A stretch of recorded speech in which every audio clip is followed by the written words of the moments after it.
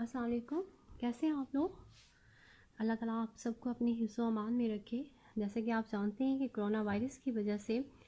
16 مارچ سے کلاسز تمام تعلیمی سرگرمیاں منسوخ ہو چکی تھیں، تو اب دوبارہ سے فیصلہ کیا گیا ہے کہ آن لائن کلاسز کا اجرا کیا جائے، اور اسی مقصد کے لیے میں آپ سے مخاطب ہوں۔ تو ہم فرسٹ ایئر کی اردو پڑھ چکے ہیں اور بہت سارے تصورات اور نظریات آپ پر واضح ہو چکے ہیں، ٹھیک ہے۔ اور جو سیکنڈ ایئر کی اردو ہے ہم اس پہ بات کریں گے۔ تو اس میں جو حصہ نثر ہے، حصہ نثر 3 حصوں میں تقسیم ہے: حصہ نثر، حصہ نظم اور حصہ غزل۔ جیسے کہ آپ جانتے ہیں کہ نثر کو انگریزی میں پروز کہا جاتا ہے، نثر کو انگریزی میں پروز کہا جاتا ہے اور اردو میں اس کے معنی بکھرے ہوئے مواد کے ہیں۔ اس میں ہم پہلا پڑھیں گے مناقب عمر بن عبدالعزیز۔ مناقب جمع ہے منقبت کی، اور اس کا مطلب ہے حضرت عمر بن عبدالعزیز کی خوبیاں، ان کی نیکیاں، ان کے خصائل، ہم اس کے بارے میں پڑھیں گے۔ اور یہ ہے سوانح عمری یا سیرت نگاری کہا جاتا ہے۔ اسے لکھا ہے، تحریر کیا ہے علامہ شبلی المانی نے، اور شبلی المانی ایک بہت بڑے سوانح نگار ہیں، اور ان کی کتاب تنقید کے حوالے سے اردو کی پہلی کتاب ہے شعر العجم، اور انہوں نے جتنی بھی سوانح عمریہ تحریر کیے ہیں تو مذہبی شخصیات کی ہیں، ان کی زندگی کے خصائص کو بیان کرتے ہیں، اور عمر بن عبدالعزیز کو عمر ثانی کہا جاتا ہے۔ اور آپ کو بتائیے کہ حضرت عمر ثانی سے مراد کیا ہے؟ حضرت عمر فاروق، جو کہ ہمارے دوسرے خلیفہ تھے اسلام کے، ان کی شخصیت کے جتنے بھی خصائص تھے وہ ان میں حضرت عمر بن عبدالعزیز، جو کہ اموی سلطنت سے جن کا تعلق تھا، تو ان کی شخصیت میں بھی وہ خصائص پائے جاتے ہیں، اسی وجہ سے انہیں عمر ثانی کہا جاتا ہے۔ اور اس سے پہلے ہم بات کر چکے ہیں کہ سوانح نگاری کیا ہے۔ نثر میں ہم پڑھتے ہیں سوانح نگاری، ناول، ڈرامہ، افسانہ، سفر نامہ، مضامین۔ ہم اس پہ فرسٹ ایئر میں بہت زیادہ بات کر چکے ہیں، اور آپ کو معلوم ہے کہ سوانح نگاری سب سے پہلے اردو میں جو تحریر کی گئی ہے وہ طاف حسین حالی نے تحریر کی تھی، اور جو انہوں نے شبلی المانی صاحب نے یعنی مذہبی شخصیات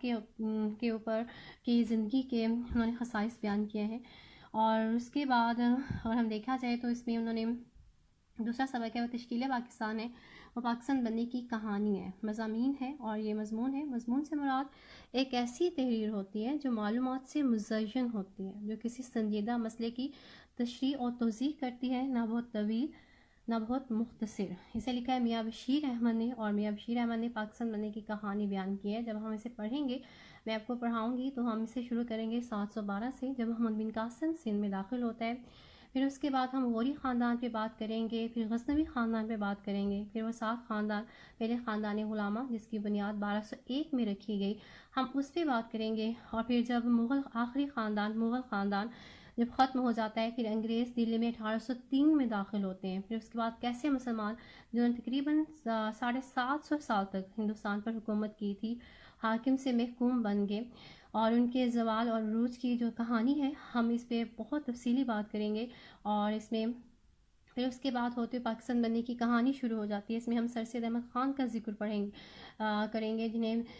جنہوں نے سب سے پہلے مسلمانوں کے لیے قوم کا لفظ استعمال کیا۔ پھر اس کے بعد میں بتاؤں گی آپ کو کہ قوم سے مراد کیا ہے، قوم کن 4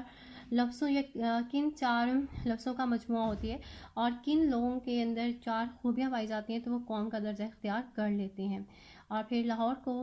زندہ دلانے لاہور کا خطاب سے کہہ کے کنہوں نے سب سے پہلے پکارا تھا، کس شخصیت نے، ہم اس پہ بات کریں گے۔ پھر ہم علی گڑھ تحریک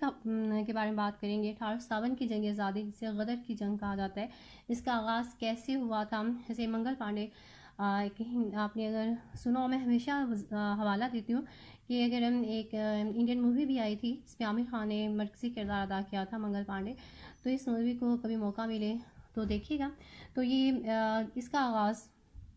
کیسے ہوا تھا، کس مقام سے ہوا تھا 1857 کی جنگ آزادی کا، ہم اس کے بارے میں تفصیلی بات کریں گے۔ اور اس کے بعد پاکستان بننے کی کہانی، پاکستان کیسے وجود میں آیا، کس طرح قائد اعظم نے اور مسلمانوں نے کوششیں کی، اور آخرکار سر سید احمد خان نے آغاز کیا تھا، اور مسلمان خواب غفلت سے بیدار ہوئے، اور کس طرح انہوں نے الگ وطن کے لیے کوششیں کی، اور آخرکار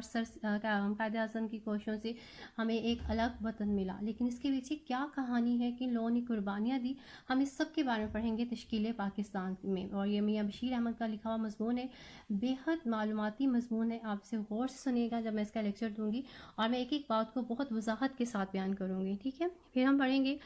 تیسرے نمبر پہ نواب محسن الملک، اور اسے تحریر کیا ہے ڈاکٹر مولوی عبدالحق نے۔ جیسے کہ آپ جانتے ہیں مولوی عبدالحق کو بابائے اردو کہا جاتا ہے، اردو زبان کی خدمت انہوں نے بہت زیادہ کی ہے، اور اسی وجہ سے انہیں یہ خطاب دیا گیا۔ اور خاکہ، جب ہم کسی شخصیت کی زندگی کوئی مکمل تفصیلات پیش کرتے ہیں تو اسے سوانح نگاری کہتے ہیں،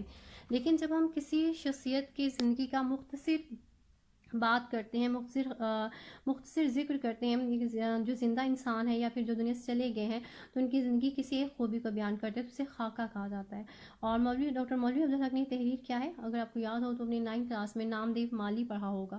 تو وہ اس میں مالی کے بارے میں ہے، اسی شخصیت کے بارے میں، ایک ایسا انسان تھا کس طرح پودوں کی حفاظت کرتے ہوئے اسے اپنی جان دے دی۔ اس طرح ڈاکٹر مولوی عبدالحق نے اس میں چند ہم عصر، ان کی کتاب کا نام ہے خاکوں کی، اس میں نواب صاحب کا لکھا ہے نواب صاحب کو محسن ملک کا نام کیسے دیا گیا، ان کا اصل نام کیا تھا، انہوں نے کس طرح سر سید احمد خان کے لیے خدمات سر انجام دی، اور پاکستان کے لیے اور اس کے ساتھ ساتھ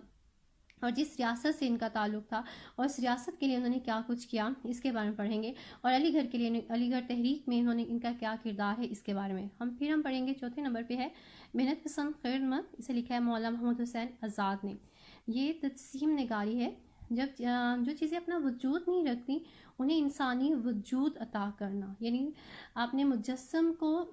تجسیم کو مجسم کر کے پیش کرنا، جیسے کہ ایسے امید ہے، خوشی ہے، خواب ہے، یہ چیزیں جن کی آپ وضاحت کرتے ہیں، یہ ہمارے احساسات ہوتے ہیں، تو آپ نے ان کو سمجھانے کے لیے آپ نے انہیں انسانی وجود، کوئی وجود عطا کرنا۔ اس طرح مسلمان جو 1857 کی جنگ آزادی کے بعد خواب غفلت کا شکار ہو چکے تھے، تو ان میں جذبہ محنت اجاگر کرنے کے لیے مولانا محمد حسین آزاد نے ان کی کتابیں نرنگ خیال، وہاں سے یہ مضمون لیا گیا ہے، تو مسلمانوں کے اندر یہ احساس پیدا کیا جاتا ہے کہ کس طرح وہ محنت کر کے اپنا مقام پا سکتے ہیں۔ اس میں ایک ملک ہے،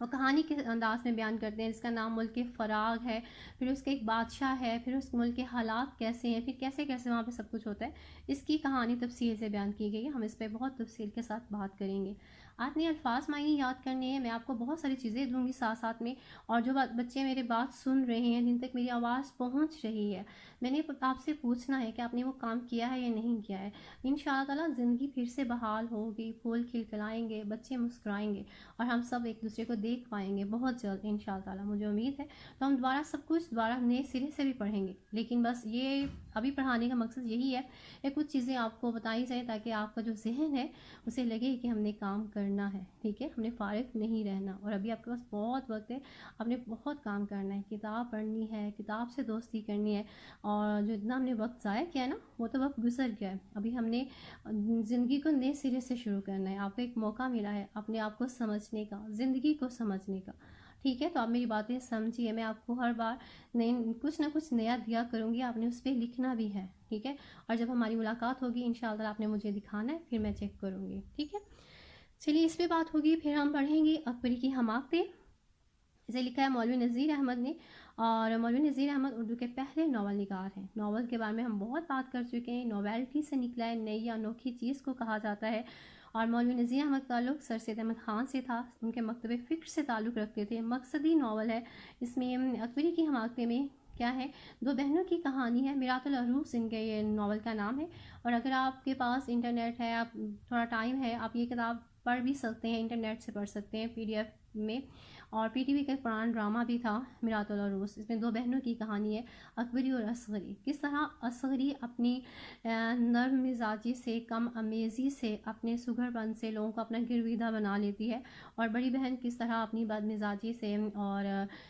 نافرمانی سے لوگوں کے دل توڑتی ہے اور کیا کچھ کرتی ہے، ہم یہ سب کچھ اس ناول میں پڑھیں گے۔ ناول کا ایک حصہ ہے جس میں اکبری کی حماقتوں کا زیادہ ذکر کیا گیا ہے کہ کس طرح وہ اپنی حماقتوں کی وجہ سے اپنا گھر خراب کر لیتی ہے۔ تو یہ 5 سبق ہیں، پہلے ہم انہیں تفصیلاً پڑھیں گے، اور میں آپ کو ایک ایک پیراگراف کر کے، 2 پیراگراف کر کے اب آپ کو سمجھاؤں گی، جیسے ہم فرسٹ میں پڑھتے تھے، تو آپ کو یقیناً سب کچھ سمجھ آئے گا، اور میں الفاظ کے معنی بتاؤں گی اور وہ اپنے ذہن میں رکھنے ہیں، ٹھیک ہے۔ پھر ہم حصہ نظم پڑھیں گے، اور حصہ غزل پڑھیں گے، ٹھیک ہے. اور وہ جو حصہ غزل میں ہم پہلے میر تقی میر پڑھ چکے ہیں، آتش کو ہم نے پڑھا ہے، فیض کو پڑھا ہے، تو اس طرح سیکنڈ ایئر میں ہم جن کو پڑھیں گے. اور پھر میں آپ کو ایک ایک شعر میں آپ کو دوں گی، اور آپ نے کسی بھی شاعر کا وہ اپنے یاد کرنا ہے اور اپنے رجسٹر پہ لکھنا بھی ہے، ٹھیک ہے. لکھنے کے لیے بھی میں آپ کو بہت کچھ دوں گی. اور اردو بھی کا کام ہے، ہم خطوط کے بارے میں پڑھیں گے، خط لکھنے کا میں طریقہ سکھاؤں گی آپ کو. اور پھر آپ نے مجھے بھی خط لکھنا ہے. پھر ہم مضمون پہ بات کریں گے، اور ہم آبیتی پہ بات کریں گے. میں آپ کو جو گرامر کا کام ہے انشاءاللہ تعالی، مطابقت کی غلطیاں ہیں، اور اس کے ساتھ ساتھ ہے کیا ہے، اس کے علاوہ جتنی بھی ہمارا جو گرامر کا کام ہے انشاءاللہ تعالی ہم سب کریں گے. اور آپ نے جو آج ہے، آج کا صرف تعارف ہے. انشاءاللہ تعالی کل سے میں آپ کو باقاعدہ طور پر پڑھاؤں گی مناقب عمر بن عبدالعزیز. اور آپ کا جو ٹائم ہے، آپ نے اس ٹائم پہ وہ لیکچر سننا ہے، اور آپ کو جو سمجھ نہیں آئے گا آپ نے اسے انڈر لائن کر لینا ہے. انشاءاللہ تعالی جب ہم دوبارہ ملیں گے تو انشاءاللہ تعالی تو پھر اس کی وضاحت ہو جائے گی. لیکن ابھی آپ نے سننا ہے، اسے سمجھنا ہے، اور جو آپ کو سبق دیا جائے آپ نے اسے یاد بھی کرنا ہے. شکریہ. اپنا بہت سا خیال رکھیے گا.